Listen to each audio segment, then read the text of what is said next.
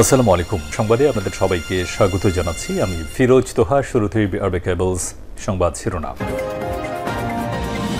দখলদার ইসরায়েলি বাহিনী এবং নিরীহ ফিলিস্তিনিদের মাঝে ভয়াবহ যুদ্ধ চলছে, আর এই মুহূর্তে আমাদের হাতে এসেছে যুদ্ধের সবথেকে গুরুত্বপূর্ণ তাজা আপডেট সংবাদ। প্রথমেই জানাবো, ইসরায়েলি হামলায় গাজায় নিহত 53,000 ছাড়ালো। গাজার দক্ষিণের খান ইউনুস এলাকায় আজ ভোরের দিকে চালানো হামলায় নিহত হয়েছে অন্তত 61 জন। উত্তরাঞ্চলের জাবালিয়া আল তাওবা চিকিৎসা কেন্দ্রে ইসরায়েলি বিমান হামলায় প্রাণ গেছে আরও অন্তত 15 জনের। এ নিয়ে এ পর্যন্ত গাজায় নিহতের সংখ্যা 53,000 ছাড়িয়ে গেল। এছাড়াও আহত হয়েছে অন্তত 1,22,000। এরপর জানাবো, ভারতের অহংকার চূর্ণ বিচূর্ণ করেছে পাকিস্তান, বললেন শেহবাজ শরীফ। পাকিস্তান ভারতের আঞ্চলিক পরাশক্তি হয়ে ওঠার মিথ্যা বা ভুল ধারণাকে চূর্ণ করেছে বলে মন্তব্য করেছেন পাকিস্তানের প্রধানমন্ত্রী শেহবাজ শরীফ। নয়াদিল্লি বিলিয়ন বিলিয়ন ডলার ব্যয় করে সামরিক সরঞ্জাম কেনার মাধ্যমে এই ধারণা তৈরি হয়েছিল। কামরায় পাকিস্তান বিমান বাহিনী PAF এর একটি অপারেশনাল ঘাঁটি পরিদর্শনকালে প্রধানমন্ত্রী শেহবাজ শরীফ এই মন্তব্য করেছেন। তিনি বলেন, আমরা ভারতকে শিক্ষা দিয়েছি, 1971 সালের শিক্ষা তাদের দেয়া হয়েছে। এদিকে প্রতিরক্ষা খাতে 50,000 কোটি রুপি বাজেট বাড়াচ্ছে ভারত। অপারেশন সিঁদুরের জন্য প্রতিরক্ষা খাতে ভারতের বাজেট 50,000 কোটি রুপি বাড়তে পারে। আজ একটি সরকারি সূত্র ভারতীয় সংবাদ মাধ্যম NDTV-কে এই তথ্য নিশ্চিত করেছে। সূত্র জানিয়েছে, সম্পূরক বাজেটের মাধ্যমে এই বৃদ্ধি সামগ্রিক প্রতিরক্ষা বরাদ্দের চেয়ে 7 লাখ কোটি রুপি বেশি। এবারে জানাবো, প্রথমবারের মতো তালেবান পররাষ্ট্রমন্ত্রীর সঙ্গে জয়শঙ্করের ফোনালাপ। ভারতের পররাষ্ট্রমন্ত্রী জয়শঙ্কর আজ তালেবান সরকারের ভারপ্রাপ্ত পররাষ্ট্রমন্ত্রী আমির খান মুত্তাকির সঙ্গে ফোনালাপ করেছেন। বলা হচ্ছে, এটি আফগানিস্তানের তালেবান প্রশাসনের সঙ্গে ভারতের প্রথম মন্ত্রী পর্যায়ের যোগাযোগ। এবং সর্বশেষ জানাবো, কাকরাইলে জবি শিক্ষার্থীদের সমাবেশ চলছে। 4 দফা দাবিতে জগন্নাথ বিশ্ববিদ্যালয়ে জবি শিক্ষার্থীদের সমাবেশ ও অবস্থান কর্মসূচি শুরু হয়েছে। আজ জুমার নামাজের পর দুপুর 2টার দিকে কাকরাইল মোড়ে তৃতীয়দিনের মতো পূর্ব ঘোষিত সমাবেশ শুরু হয়। প্রিয় দর্শক, এতক্ষণ শুনছিলেন সংবাদ শিরোনাম, এবারে বিস্তারিত। তবে তার আগে বন্ধুরা, অনুরোধ থাকবে এই সংবাদটিতে একটি লাইক দিন। এই চ্যানেলে আপনি নতুন হয়ে থাকলে আমাদের সংবাদটি দেখতে দেখতে চ্যানেলটি সাবস্ক্রাইব করে রাখুন। কমেন্ট করে বন্ধুরা আপনার মূল্যবান মতামত জানিয়ে দিন আপনি বিশ্বের কোন দেশ থেকে বা বাংলাদেশের কোন স্থান থেকে আমাদের সংবাদটি দেখছেন এবং শুনছেন। আর বন্ধুরা, ভারত পাকিস্তান যুদ্ধে আপনি কোন দেশকে সমর্থন করেন কমেন্ট করে জানিয়ে দিন। এবারে বিস্তারিত। ইসরায়েলি হামলায় গাজায় নিহত 53,000 ছাড়ালো।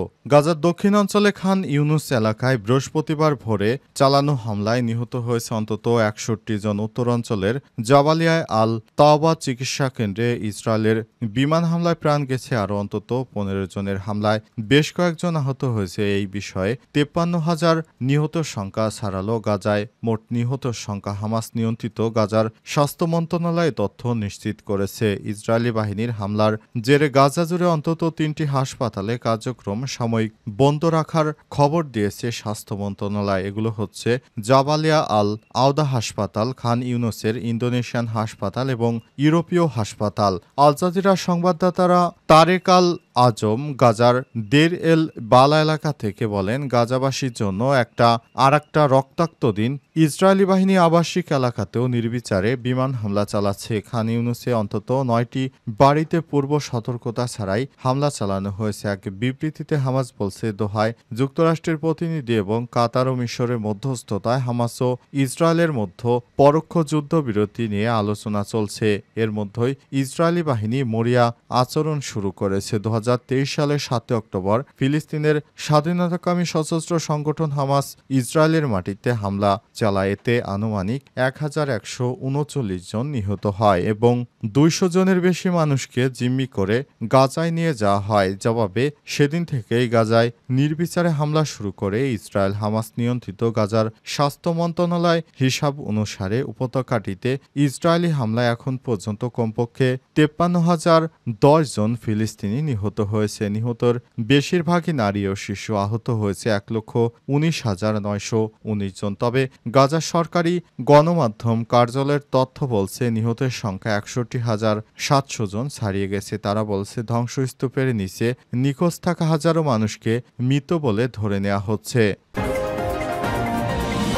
ভারতের অহংকার চূর্ণ করেছে পাকিস্তান বললেন শেহবাজ শরীফ। ভারত পাকিস্তান আঞ্চলিক সংঘর্ষে জড়ানোর পর এবার প্রকাশ্যে মুখ খুলেছেন শেহবাজ শরীফ। তিনি বলেছেন, প্রকাশ্যে ভারতের অহংকারকে চূর্ণ বিচূর্ণ করে দিয়েছে পাকিস্তান। তিনি আরও বলেছেন, পাকিস্তানের বিমান বাহিনী যোদ্ধারা ভারতকে দেখিয়ে দিয়েছে কিভাবে যুদ্ধ করতে হয়, কিভাবে তাদেরকে শায়েস্তা করতে হয়। এটি এখন পুরো দেশ জুড়ে সবাই জানে। পাকিস্তান যেভাবে হামলা চালিয়েছে ভারতে, তা ভারত আগামী অন্তত 50 থেকে 60 বছর পিছিয়ে গেছে। যদি পুরোদমে যুদ্ধ চলত, যুক্তরাষ্ট্র যদি মধ্যস্থতা না করত, তাহলে আমরা ভারতকে গুড়িয়ে দিতাম।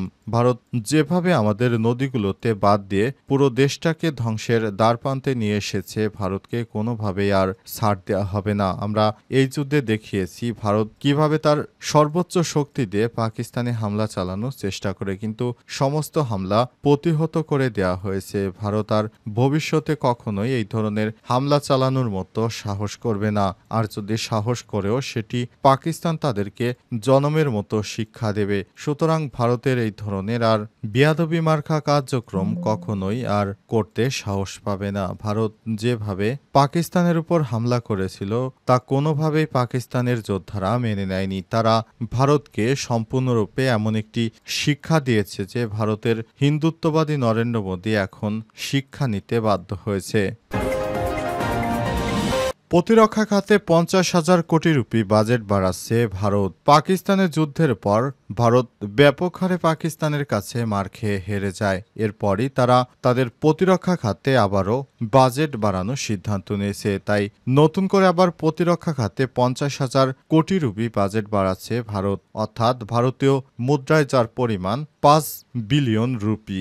অপারেশন সিঁদুরের জন্য প্রতিরক্ষা খাতে ভারতের বাজেট 50,000 কোটি রুপি বাড়তে পারে। আজ একটি সরকারি সূত্র ভারতীয় সংবাদ মাধ্যম এনডিটিভিকে এই তথ্য নিশ্চিত করেছে। তিনি জানিয়েছেন, সম্পূরক বাজেটের মাধ্যমে এই বৃদ্ধি সামগ্রিক প্রতিরক্ষা বরাদ্দের চেয়ে 7 লক্ষ কোটি রুপি বেশি হবে। প্রতিবেদনে বলা হয়েছে, গত 1 ফেব্রুয়ারি অর্থমন্ত্রী নির্মলা সীতারমণের উপস্থাপিত 2025-2026 বাজেট সশস্ত্র বাহিনীর জন্য রেকর্ড 6.81 লক্ষ কোটি রুপি বরাদ্দ করা হয়েছিল।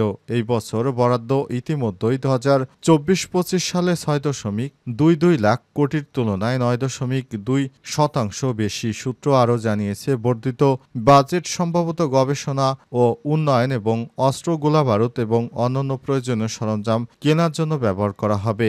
2014 সালে নরেন্দ্র মোদী প্রশাসনের নজরে রয়েছে প্রতিরক্ষা খাত। বিজেপি সরকারের প্রথম বছর 2014-15 সালে প্রতিরক্ষা মন্ত্রণালয় 2.29 লক্ষ কোটি টাকা দেওয়া হয়েছিল। বর্তমান বরাদ্দ সকল মন্ত্রণালয়ের মধ্যে সর্বোচ্চ এবং মোট বাজেটের 13%ই প্রতিরক্ষা খাতে। ভারতের প্রতিরক্ষা প্রস্তুতি এবং সম্ভবত বর্ধিত বাজেট বরাদ্দ পাকিস্তানের সঙ্গে সপ্তাহব্যাপী উত্তেজনার পর চলমান যুদ্ধ বিরতির সময় সামনে আসলো। কয়েক দশক ধরে চলা ভারত পাকিস্তানের মধ্যে সর্বশেষ উত্তেজনা শুরু হয় 7 মে। সেদিন পাকিস্তান এবং আজাদ জম্মু কাশ্মীর একজোটে বিভিন্ন এলাকায় ভারত বিমান হামলা চালিয়েছে। কমপক্ষে 31 বেসামরিক ব্যক্তিকে হত্যা করে। পাল্টা জবাবে পাকিস্তান ভারতের 5টি যুদ্ধ বিমান ভূপাতিত করে, যার মধ্যে 3টি রাফাল।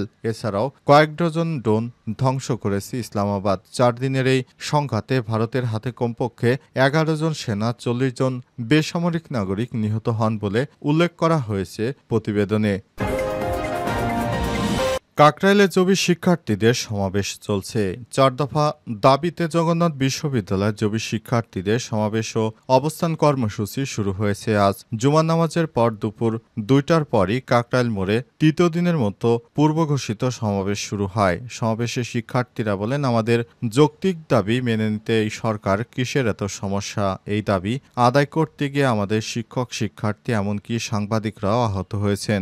জাতীয় বিভিন্ন পর্যায়ের মানুষ আমাদের সঙ্গে একত্বতা প্রকাশ করেছে, কিন্তু এই সরকার আমাদের রক্তের মধ্য দিয়ে প্রতিষ্ঠিত হলেও তারা শিক্ষার্থীদের ন্যায্য অধিকার মেনে নিতে চায় না। সমাবেশে শাখা ছাত্র দলের সদস্য সচিব শামসুল আরেফিন বলেছেন, আমাদের জগন্নাথ বিশ্ববিদ্যালয় সহ সব রাজনৈতিক, সামাজিক, সাংস্কৃতিক ছাত্র সংগঠনগুলো নিয়ে যে নজির স্থাপন করেছে তা ইতিহাসে বিরল। আমাদের মধ্যে মতামতের পার্থক্য থাকতে পারে, তবে আমরা জবি প্রশ্নে সর্বদা এক। এ সময় তিনি আর বলেন, আমাদের এই আন্দোলনের উপদেষ্টা মহোদয়ের মধ্যে যে অনাকাঙ্ক্ষিত ঘটনা ঘটেছে তার জন্য আমরা দুঃখ প্রকাশ করছি, কিন্তু জবি শিক্ষক শিক্ষার্থীদের উপর মামলা হলে আমরা দেখেন না আপনারা ঘুমান। আমাদের স্পষ্ট দাবি, বাজেট ৩০৬ কোটি টাকার প্রস্তাবিত বাজেট মেনে না নেওয়া পর্যন্ত আমাদের এই আন্দোলন চলবে। আমরা এই স্থান ছেড়ে যাব না। এর আগে শুক্রবার সকাল থেকে কাকরাইল মোড়ে বাসে বাসে করে জমায়েত হতে শুরু করে জবি শিক্ষক শিক্ষার্থীরা।